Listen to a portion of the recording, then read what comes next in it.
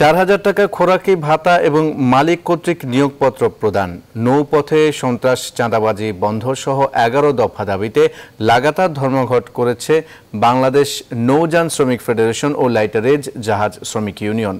এ বিষয়ে বিস্তারিত জানাতে চট্টগ্রামের বাংলাবাজার ঘাট থেকে যুক্ত হচ্ছেন সহকর্মী নয়ন বড়ুয়া। জয়, শ্রমিকদের দাবি কি আর বন্দরের পণ্য পরিবহনে ধর্মঘটের কি প্রভাব পড়েছে, কি দেখছেন?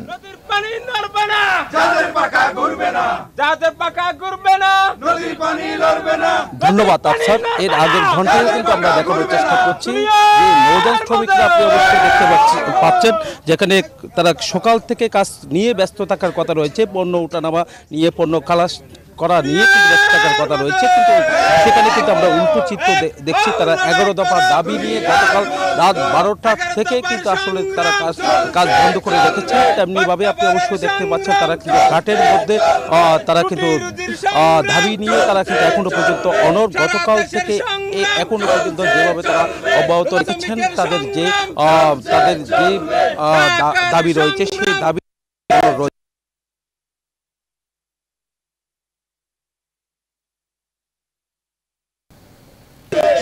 ঘাটে একেবারে পণ্য খালাস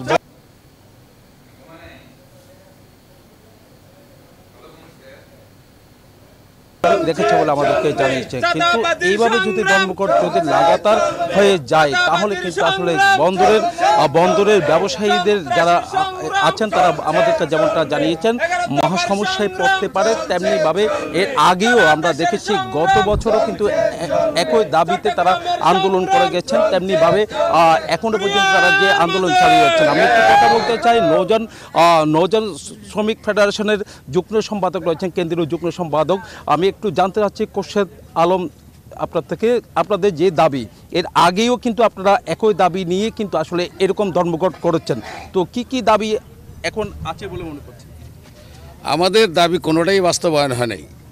আমরা 2018 সাল থেকে দাবিনামা দিয়ে ধারাবাহিকভাবে আন্দোলন করে আসছি।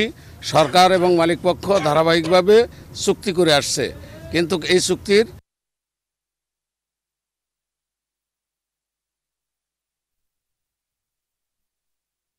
রক্ষা, শ্রমিকদের নিয়োগপত্র, সার্ভিস বুক প্রদান, সামাজিক নিরাপত্তা প্রভিডেন্ট ফান্ড অথবা কল্যাণ তহবিল গঠন, কোনো শ্রমিক দুর্ঘটনায় বা মৃত্যুবরণ করলে তার ক্ষতিপূরণ 10 লক্ষ টাকা, খাদ্য ভাতা 4000 টাকা ইত্যাদি ইত্যাদি আমাদের 11 দফা দাবি।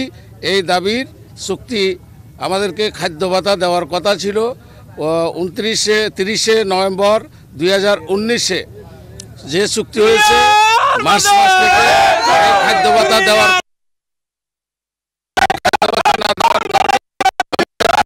বাধ্য হয়ে এই কর্মবিরতি করতে হচ্ছে। এর আগে আপনারা যে ধর্মঘট করেছেন ওই সময় কিন্তু আপনাদেরকে আশ্বাস দেওয়া হয়েছিল, সেই আশ্বাস কি এখনো পূরণ হয়নি?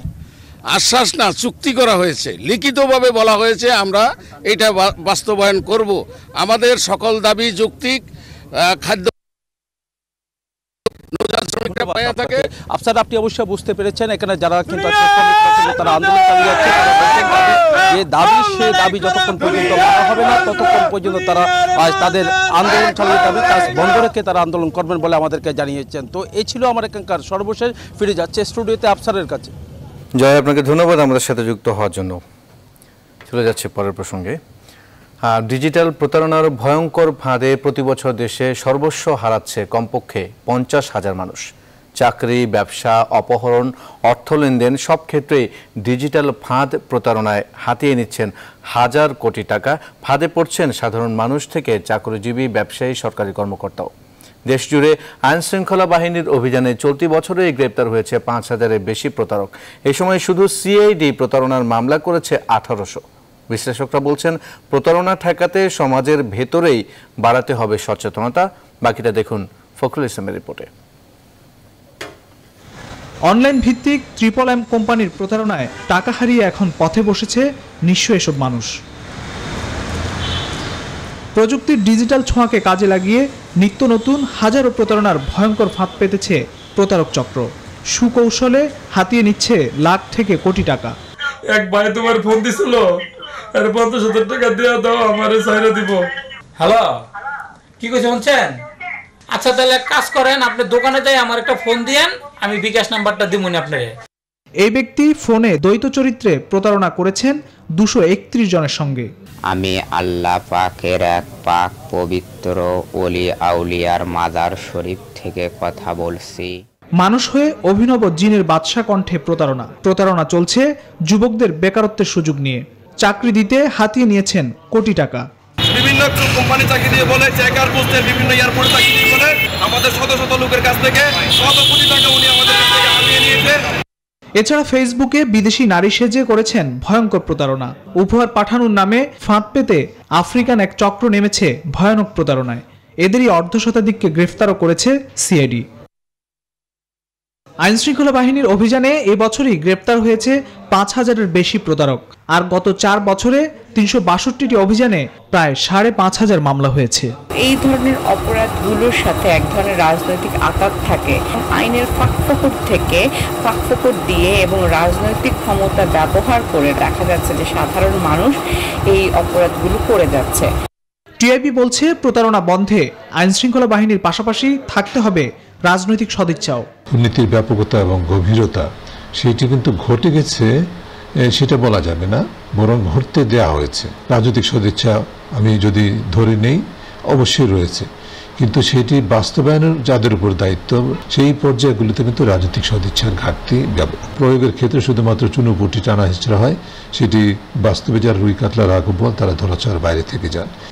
একই সাথে প্রতারণা বন্ধে জনসাধারণকেও আরও বেশি সচেতন হওয়ার আহ্বান বিশেষজ্ঞদের। ফখরুল ইসলাম, নিউজ 24, ঢাকা। অভিযোগ গঠনের এক সপ্তাহেই ধর্ষণ মামলার রায়কে বিচার ব্যবস্থায় দীর্ঘসূত্রিতার অবসান হিসেবে দেখছেন রাষ্ট্রের সর্বোচ্চ আইন কর্মকর্তা এএম আমিনুদ্দিন। জানান, ধর্ষণের সর্বোচ্চ সাজার বিধান রেখে অধ্যাদেশে জারির আগেই অপরাধ সংঘটিত হওয়ায় এই রায়ে মৃত্যুদণ্ড দিতে পারেনি বিচারক। তবে তাড়াহুড়ো করে রায় দিলে উভয় পক্ষের ক্ষেত্রেই ন্যায় বিচার থেকে বঞ্চিত হওয়ার শঙ্কা থাকে বলে মনে করেন সংবিধান বিশ্লেষক ডক্টর শাহদিন মালিক। বিস্তারিত হাবিবুল ইসলাম হাবিবের রিপোর্টে। বাগেরহাটের মংলায় 7 বছর বয়সী এক শিশুকে ধর্ষণের অভিযোগে আসামিকে আমৃত্যু কারাদণ্ড দিয়েছেন আদালত। অভিযোগ গঠনের 7 কার্যদিবসে জেলা নারী ও শিশু নির্যাতন দমন ট্রাইব্যুনাল 2 এ রায় দেন। এ রায়ে প্রশ্ন উঠেছে, ধর্ষণের সর্বোচ্চ সাজার বিধান করা হলেও কেন এ রায়ে তা প্রতিফলন হয়নি। এই আইনটা যেদিন গেজেটে প্রকাশিত হয়েছে সেদিন থেকে এই আইনটা কার্যকর, তার আগের সময়তে কার্যকর না, এবং এর পরের থেকে যারা অপরাধ করবে তাদের জন্য এটা কার্যকর হবে। সংবিধানের আর্টিকেল 35-এ দেখবেন যে যে অপরাধ সংগঠনের সময়ে প্রচলিত আইনের চেয়ে অধিক কোনো শাস্তি দেওয়া যাবে না। এ রায়ের ফলে দেশের বিচার ব্যবস্থায় যে দীর্ঘসূত্রিতা তার অবসান হতে যাচ্ছে বলেও মনে করছেন অ্যাটর্নি জেনারেল। দ্রুততম সময়ে বিচার শেষ হওয়ার প্রেক্ষিতে এখন থেকে যারা এই ধরনের অপরাধী তাদের কাছে একটা বার্তা যাবে যে এখন আদালত দ্রুততম সময় মামলা শেষ করছে। তবে সংবিধান বিশ্লেষক ডক্টর শাহদিন মালিক মনে করেন, তাড়াহুড়া করে বিচার করলে অপরাধ বন্ধ বা ন্যায় বিচার হয় না। অপরাধ যত বড়ই হোক না কেন সবার আইনি সুযোগ পাওয়ার অধিকার রয়েছে। তাড়াহুড়া করে বিচার করলে ন্যায় বিচারকে কবর দেওয়া হয়, অর্থাৎ বিচারে বিলম্বও করা যাবে না, তাড়াহুড়াও করা যাবে না। এই যে অল্প কয়েকদিন যে বিচার করে যাবজ্জীবন কারাদণ্ড হয়েছে, আমার আশঙ্কা হাইকোর্টে এসে যে সাজা পেয়েছে সে যদি এই যুক্তিটা তুলে ধরে এই 6 দিনের বিচারে আমি আত্মপক্ষ সমর্থনে যথেষ্ট সুযোগ পাই নাই, আমাকে ন্যায় বিচার থেকে বঞ্চিত করা হয়েছে, তাহলে আমি আশঙ্কা করি একজন আইনজীবী হিসাবে যে তার খালাস পাওয়ার একটা সমূহ সম্ভাবনা তৈরি হবে। স্পর্শকাতর এক ফৌজদারি মামলায় এত কম সময়ে বিচার কাজ শেষ করার নজির বাংলাদেশে এটাই প্রথম। হাবিবুল ইসলাম হাবিব, নিউজ 24, ঢাকা। ডিসেম্বরে কাউন্সিল করবে গণফোরামের ভেঙে যাওয়া 2 অংশই। ডক্টর কামাল হোসেনকে সভাপতি পদ থেকে বাদ দিয়ে তরুণ নেতৃত্বে আনার সিদ্ধান্ত নিয়েছে মোস্তফা মহসিন মন্টু ও আবু সাইদরা। আর বহিষ্কৃতদের কাউন্সিলের কোনো বৈধতা নেই বলছেন ডক্টর কামাল হোসেন নেতৃত্বাধীন অংশ। এই অংশের নেতা ডক্টর রেজা কিবরিয়া নিউজ 24-কে বলেন, মন্টু সহ বহিষ্কৃতরা নানাভাবে জাতীয় নির্বাচনেও দলকে বিভ্রান্ত করেছে। মারুফুর রহমানের প্রতিবেদন। গণফোরামের কেন্দ্রীয় কমিটির সভায় দলীয় শৃঙ্খলা ভঙ্গের অভিযোগে মোস্তফা মহসিন মন্টু ও আবু সাইদ সহ ৮ জনকে বহিষ্কার করেছে গণফোরামের কামাল হোসেনের নেতৃত্বাধীন অংশ। এ প্রসঙ্গে মোস্তফা মহসিন মন্টু বলেন, তারা এরই মধ্যে দলের বিভিন্ন স্তরের নেতাকর্মীদের সাথে বৈঠক করছেন। আগামী নেতৃত্ব তারা তরুণদের হাতে তুলে দিতেই ডিসেম্বরে আলাদা কাউন্সিল করবেন। ওনারা যে কাজটা করেছে এই কাজটা খুবই অনৈতিক। আর ডক্টর কামাল হোসেন সাহেবের কথা আমরা বলেছিলাম যে উনি যেহেতু প্রতিষ্ঠা লগ্ন থেকেই আছেন তা আমরা সম্মানেই রাখবো। তো উনি যদি কোনো বিভ্রান্তমূলক কিছুতে উনি চলে যান তাহলে আগামী সম্মেলনেই আমরা তার ব্যাপারে সিদ্ধান্তটা নিই। আমরা নতুন নেতৃত্ব চাই, কারণ 27 বছর একটা লোক একটা দলের সভাপতি থাকতে পারে। এদিকে কামাল হোসেনের নেতৃত্বাধীন গণফোরামের সাধারণ সম্পাদক রেজা কিবরিয়া বলেছেন, বহিষ্কৃতদের কাউন্সিল করার কোনো এখতিয়ার নেই। দলের নেতাকর্মীরা আর তাদের চায়না দাবি করে জানান, গণফোরাম আগামী 12 ডিসেম্বর ঢাকায় কেন্দ্রীয় কাউন্সিল অনুষ্ঠানের সিদ্ধান্ত নিয়েছে। ওটা কাউন্সিল না, ওটা কোনো কাউন্সিল না। ওটা সাধারণ সম্পাদক সভাপতির অনুমতি নিয়ে কাউন্সিল রাখতে পারে। ওদের একটা কথিত একটা মিটিং হচ্ছে, কালো একটা হাত আমাদের দল থেকে আমরা উঠিয়ে নিতে পেরেছি। দলের সবাই খুবই সন্তুষ্ট, খুব খুশি। ডক্টর কামাল হোসেন নেতৃত্বাধীন গণফোরাম সারা দেশে নেতাকর্মীদের কাছে যাচ্ছে এবং নতুন ধারার রাজনীতি করার কথা ভাবছে বলেও জানান রেজা কিবরিয়া। দেখেন, নির্বাচনের সময় এক প্রার্থীকে। মারুফা রহমান, নিউজ 24, ঢাকা। 1 লাখ রোহিঙ্গাকে ভাসানচরে নিয়ে যেতে এরই মধ্যে প্রস্তুত করা হয়েছে নৌবাহিনীর 4টি জাহাজ। প্রথমে সড়ক পথে এবং তারপর নদী ও সাগর পথ ধরে সরাসরি ভাসানচর। নানাভাবেই রোহিঙ্গাদের আশ্রয়ন প্রকল্পটিতে যাতায়াত করতে পারবেন সংশ্লিষ্টরা। আছে হেলিকপ্টারে যোগে ভাসানচরে যাওয়ার সুযোগও। ভাসানচর নিয়ে শেখ জালালের ক্যামেরায় 4 পর্বের ধারাবাহিক প্রতিবেদনের 3য় পর্বে চরের সাথে যোগাযোগ ব্যবস্থা এবং রোহিঙ্গাদের স্থানান্তর প্রস্তুতি নিয়ে জানাচ্ছেন লাকমিনা জেসমিন সোমা। ঢাকা থেকে সড়ক পথে চট্টগ্রাম, তারপর বাংলাদেশ নৌবাহিনীর বোট ক্লাব থেকে জাহাজে করে ভাসানচরের উদ্দেশ্যে যাত্রা। সর্বোচ্চ সময় লাগতে পারে 3.5 ঘন্টা। নদী ও সাগরের আবহাওয়া অনুকূলে থাকলে পতেঙ্গা থেকে ট্রলারে করেও ভাসানচরে যাওয়া যেতে পারে। ডান দিকে সন্দ্বীপ আর সামনে আর কিছু দূর এগোলেই মেঘনা এবং বঙ্গোপসাগরের মোহনায় অবস্থিত ভাসানচর, যে চরে 1 লাখ রোহিঙ্গাকে স্থানান্তরের সিদ্ধান্ত চূড়ান্ত হলে স্থলপথে এবং এই সমুদ্র পথে নিয়ে যাওয়া হবে তাদেরকে। নৌবাহিনীর এমন 4টি জাহাজে অন্তত 250 জন করে রোহিঙ্গা স্থানান্তর করা হবে সেই চরে। ট্রান্সপোর্টেশন যে প্ল্যান সেটা ধরেন বাই রোড বাই সি দুইভাবেই আসতে হবে। আপনারা সবাই জানেন ওরা টেকনাফের যে ক্যাম্পে অবস্থান করছে সেখান থেকে বাই রোড আসতে হবে। এটা আসলে দুর্যোগ মন্ত্রণালয় এবং ইউএন বডি সবাই কোঅর্ডিনেটেড এফোর্টের মাধ্যমে করবে। ভাসানচরে যাতায়াত নিয়ে অনেকে প্রশ্ন তুললেও বাস্তবে অনেকগুলো পথই খোলা থাকছে। সমুদ্র পথে যেতে চাইলে পতেঙ্গা থেকে 28 নটিক্যাল মাইল, নোয়াখালী থেকে 21 নটিক্যাল মাইল, হাতিয়া থেকে 13 নটিক্যাল মাইল, জাহাজির চর থেকে 11 নটিক্যাল মাইল আর সন্দ্বীপ থেকে মাত্র 4.5 নটিক্যাল মাইল দূরত্বে ভাসানচর। দূরে সবুজ ডিঙে নির্ঘুম দাঁড়িয়ে থাকা লাইট হাউস জানান দিচ্ছে গন্তব্যে পৌঁছে যাওয়ার বার্তা। ভাসানচর বেস ক্যাম্পে এসে থামে নৌবাহিনীর জাহাজ। পরিকল্পিত রাস্তাঘাট, ঘরবাড়ি, সুরক্ষা বলয় আর সাময়িকভাবে জীবন জীবিকার অপার সম্ভাবনা নিয়ে রোহিঙ্গাদের জন্য শতভাগ প্রস্তুত ভাসানচর। কক্সবাজারের উপর চাপ কমাতে যখন সরকার 1 লাখ রোহিঙ্গাকে স্থানান্তরের ব্যাপারে বদ্ধপরিকর, তখন কখনো প্রাকৃতিক দুর্যোগের কথা বলে, কখনো জীবিকা নির্বাহের দোহাই দিয়ে, আবার কখনো বা দুর্বল অবকাঠামোর কথা বলে রোহিঙ্গারা কোনোভাবেই এই ভাসানচরে স্থানান্তরিত হতে চান না। কিন্তু স্থানীয়রা কিন্তু বলছেন একেবারেই ভিন্ন কথা। আর সে কারণে এটি কি শুধুমাত্র রোহিঙ্গাদের আপত্তি নাকি এর পেছনে আন্তর্জাতিক কোনো ষড়যন্ত্র আছে সেটিই কিন্তু দেখার বিষয়। লাকমিনা জেসমিন সোমা, নিউজ 24, ভাসানচর, নোয়াখালী। এবার মার্কেট নির্বাচন প্রসঙ্গ।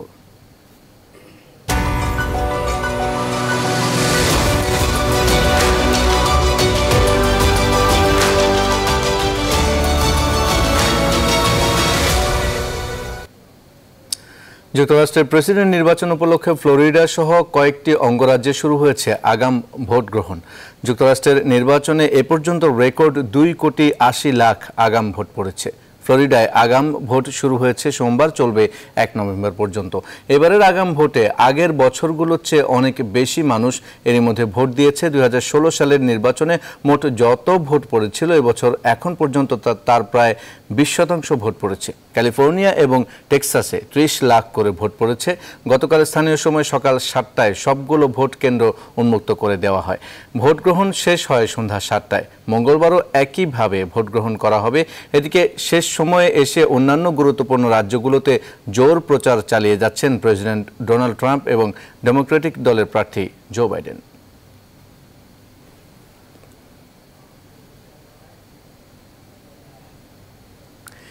এবার একটি অন্যরকম খবর। 2022 সালের মধ্যে চাঁদে 4G নেটওয়ার্ক চালু করতে চায় নাসা। থাকবে ভয়েস ও ভিডিও যোগাযোগের সুযোগ। প্রথম মোবাইল নেটওয়ার্ক তৈরির জন্য বেছে নেওয়া হয়েছে নোকিয়াকে। আর 4G প্রযুক্তি দিয়ে শুরু করে তারা এগিয়ে যাবে 5Gর দিকে। নাসার লক্ষ্য 2024 সালের মধ্যে চাঁদে মানুষের উপস্থিতি নিশ্চিত করা, আর সেজন্যই এইবার চাঁদে ইন্টারনেট ব্যবস্থার পরিকল্পনা তাদের। বিস্তারিত জানুন মাসুদ রানার ডেস্ক রিপোর্টে। আধুনিক যুগে চাঁদে বসে ফেসবুক আর ভিডিও কলে যদি পৃথিবীতে যোগাযোগ না করা যায় তবে সেটি বেমানান। আর তাই তো এবার সে ব্যবস্থা করতে যাচ্ছে নাসা। চাঁদেও 4G নেটওয়ার্ক সেবা চালুর কাজ করছে মার্কিন এই মহাকাশ গবেষণা সংস্থাটি, আর সেটি সম্ভব হবে 2022 সালের মধ্যে। এ কাজে নাসা জোট বেঁধেছে ফিনল্যান্ডের প্রতিষ্ঠান নোকিয়ার সাথে। নাসার লক্ষ্য 2024 সালের মধ্যে চাঁদে মানুষের উপস্থিতি নিশ্চিত করা। এরপরই চাঁদের মাটিকে ক্রমে মানুষের বসবাসযোগ্য করে তোলা। আর সেই লক্ষ্যকে সামনে রেখেই নাসার এমন পরিকল্পনা। নোকিয়ার দাবি, নভোচারীরা যাতে চাঁদে গিয়ে ভয়েস ও ভিডিও কমিউনিকেশন করতে পারে তা নিশ্চিত করা হবে। বর্তমানে মহাকাশ থেকে বেতার তরঙ্গের মাধ্যমে যোগাযোগ করেন নভোচারীরা। নাসা বলছে 4G হয়তো বেতার তরঙ্গের চেয়ে যোগাযোগের আরও নির্ভরযোগ্য সমাধান দেবে। কেউ কেউ বলছেন পৃথিবীর চেয়ে চাঁদেই হয়তো ভালো কাজ করবে 4G নেটওয়ার্ক, কারণ 4G তরঙ্গের জন্য বাধা হিসেবে ভবন কিংবা টিভি তরঙ্গ নেই ওখানে। শুধু তাই নয়, 4G প্রযুক্তি দিয়ে শুরু করে তারা এগিয়ে যেতে চায় 5Gর দিকে। মাসুদ রানা, নিউজ 24। সংবাদে নিচ্ছে বিরতি, সঙ্গে থাকুন। বিশ্ব অস্টিওপোরোসিস দিবস আজ। সারা বিশ্বের মতো বাংলাদেশেও পালিত হচ্ছে এই দিবসটি। এবছরও দিবসটির প্রতিপাদ্য করা হয়েছে নিজের হাড়কে ভালোবাসুন, ভবিষ্যৎ সুরক্ষিত করুন। বিশেষজ্ঞ চিকিৎসকরা বলছেন বয়স্কদের এ রোগের ঝুঁকি বেশি থাকলেও এর প্রতিরোধ গড়ে তুলতে হবে তরুণ বয়স থেকেই। পরিমিত খাদ্যাভ্যাস, ব্যায়াম, ঘুম কমিয়ে দিতে পারে হাড় ক্ষয়ের ঝুঁকি। রিশাদ হাসান এই বিষয়ে প্রতিবেদন করেছেন। অস্টিওপোরোসিস বা হাড়ের ক্ষয় মূলত এটি ক্যালসিয়ামের অভাবজনিত রোগ। সাধারণত বয়স্ক পুরুষ ও নারীদের এই রোগ হয়ে থাকে। আন্তর্জাতিক অস্টিওপোরোসিস ফাউন্ডেশনের সবশেষ তথ্য মতে বিশ্বব্যাপী 50 প্রতি 3 জন নারীর 1 জন ও প্রতি 5 জন পুরুষের মধ্যে 1 জন ভোগেন অস্টিওপোরোসিসে, যাদের পরিণতি চলাফেরায় স্বাধীনতা হারানো বা পঙ্গুত্ব। বিশেষজ্ঞ চিকিৎসকরা বলছেন বার্ধক্যে এই রোগের দেখা মিললেও সুপ্ত অবস্থায় এটি বাসা বাঁধতে শুরু করে তরুণ বয়স থেকে। এটা আমাদের জীবন যৌবন যেভাবে চলে, যৌবন যখন মানুষের শেষ হবে অথবা প্রাকৃতিকভাবে একটা লোক যেরকম দৈনন্দিন রোদে যাবে, তারপরে খেলাধুলা করবে, চলাফেরা করবে, হাঁটাচলা করবে, এই জিনিসগুলো যারা না করবে মূলত তাদেরই এই ধরনের হবে। এই রোগ প্রতিরোধে অলস জীবনযাপন নয়, বরং কর্মময় জীবনের সাথে ব্যায়াম, পর্যাপ্ত ঘুমের উপর জোর দিচ্ছেন জনস্বাস্থ্য বিশেষজ্ঞরা। সক্রিয় এবং কর্মময় জীবনই শরীরের হাড়ের সুরক্ষা দেয়, এটি আমাদের মনে রাখতে হবে। এই জন্য অলস নয়, কর্মমুখর জীবন হচ্ছে হাড় প্রতিরোধের জন্য সর্বোত্তম। লাভ ইউর বোন, প্রোটেক্ট ইউর ফিউচার, অর্থাৎ ভবিষ্যৎ জীবনকে সুরক্ষিত করতে নিজের হাড়কে ভালোবাসতে হবে এখন থেকেই। রিশাদ হাসান, নিউজ 24, ঢাকা। সংবাদে নিচ্ছে আরেকটা বিরতি, সঙ্গে থাকুন।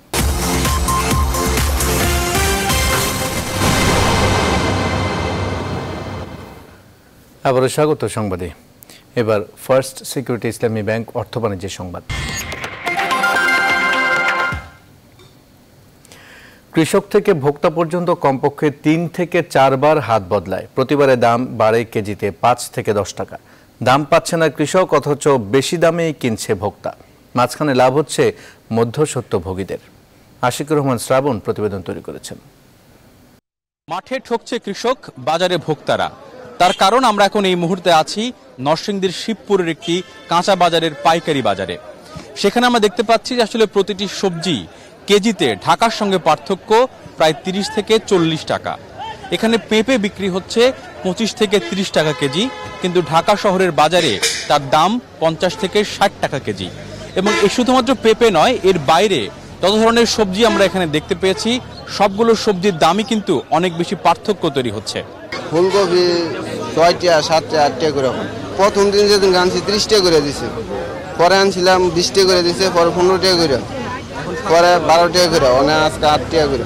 দামরা মনে করেন না পারা, যারা ফায়ারটা কিনে নেয় তারা বারা মনে করেন মানে আমি করেন 25 টাকা, আমি করেন 30 টাকা, আর জন করে আপনার 35 টাকা, এই জিনিসটা বাড়ায় 40 টাকা করে কিনে নেয়, তাহলে 70 টাকা 80 টাকা বিক্রি করে, কিন্তু আসলে তো যাতায়াত খরচ এত পড়ে না। এখান থেকে এক পাইকারি কিনবো, এখানে কেয়ারিং খরচ আছে আরো 5 টাকা বেশি।